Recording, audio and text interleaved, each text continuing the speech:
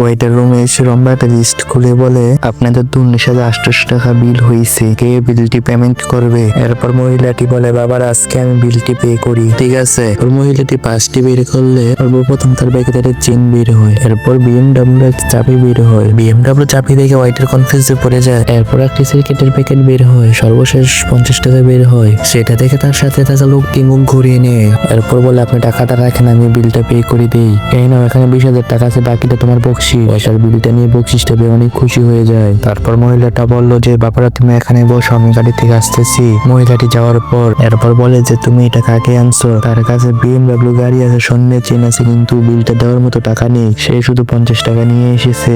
লোকটি এত কথা শোনার পর কিছু বলল না। বন্ধুরা, তারপরে মহিলাটি গাড়ির ভিতরে এসে 2 লক্ষ টাকা বার করে তারপর টাকাগুলোকে চলটির ভিতরে রেখে দেয়। বন্ধুরা, তারপরে মেয়েটা কাণ্ড হলো সেটি দেখার আগে তোমরা যদি আল্লাহ ছবিটাকে ভালোবেসে থাকো অবশ্যই লাইক করে দাও। তারপর মহিলার চকলেটের প্যাকেট ছেলেটিকে দিয়ে দেয়।